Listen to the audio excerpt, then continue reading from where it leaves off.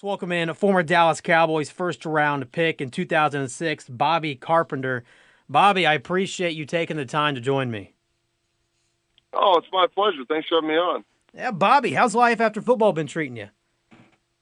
It's been good. It's been busy. I'll say that. I mean, I moved back to Columbus, but host a radio show up here. Just got off at 3 o'clock, and between that, doing some stuff with ESPN radio and their TV, and I mean, just a variety of other things. I have 4 kids too, so Well, 4 kids will keep you busy, won't they? They'll do it themselves. How old are your kids? They are 9, 8, 6, and 3. 3 boys and a girl. So the girl's the second one in the mix, and had a soccer game last night, a couple football practices as well. So there's just a lot going on. So the girls in the house are outnumbered, right? Oh yeah, it's been that way for a while. So they deal with it. I'm one of 4 boys in my family, so my mom's dealt with it her whole life, and so her and my wife can commiserate about that. Bobby Carpenter, former Dallas Cowboys linebacker. But hey, before we get to the current day NFL, Bobby, what was it like for you? You had a chance to play for a very thought of head coach and Coach Parcells, and I know you and your father both had that chance to play under him. What was that like?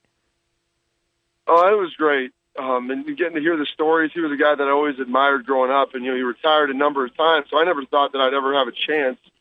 I mean, first of all, to think you'd ever play in the NFL is crazy, but then as in college, you think there might be a shot, and like, you know what, if you have a chance to play for him, after my dad told me all the stories, because my dad saw him play for him his first, I think, 4 years as a head coach, and then I got to play for him his last season, so to see how he kind of evolved a little bit, but what stayed the same was tremendous. And then I got similar experience with Bill Belichick, who was on the staff with Parcells in New York, and played with him my last year in 2012 in New England. So just to see some of the legends of the game, like Hall of Famers, and to be around them, so many things I've taken from Bill and I use in my daily life, and I do a lot of speaking and some different leadership training and stuff. And he's one of the best guys you'll ever find at it. Take me back to your draft night, Bobby. What was that feeling like? What was going through your head? Here's the good news. I mean, it was so long ago. It was actually draft day when they used to do it on Saturday, and Sunday was only a 2-day affair, no primetime stuff. It was a matinee.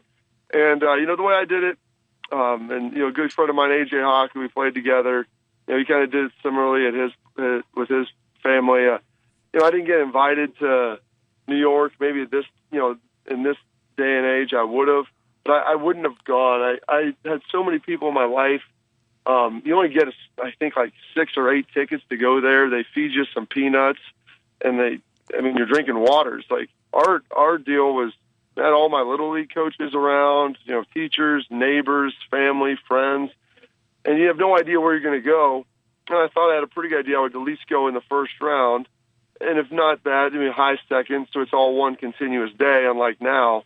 Yeah. And I'm like, I'm just going to enjoy the day. This is a celebration of, where I've come from, for all the people that have pushed into my life and contributed to me as much as it is for me taking the next step. So that's kind of what we did. We had, a lot of beers, a lot of drinks, a lot of food, and it was just a celebration until I think like 3:18 or 3:20, I want to say, when Dallas came on the clock and I got the call from Jerry Jones and Coach Parcells. Did you have any idea that you could possibly be a Dallas Cowboy? I had a pretty strong inclination. I met with them at the Combine, and Bill wasn't there. And my agent told me, he's doing that so that people don't think he's as serious as he is. He said I didn't want Belichick to come up and jump him at that point. I think he was like 6 picks later.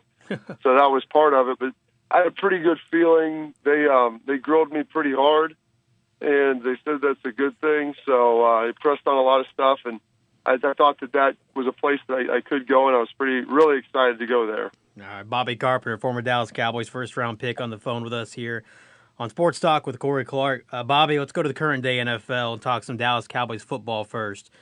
Being a former Cowboys linebacker yourself, what do you think of the Jalen Smith extension and his story as a whole? Oh, it's awesome. I'm so excited for Jalen. I got to know his brother Rob at Ohio State. He played running back here, and then ultimately played 3 years with him, I think, in Dallas as well.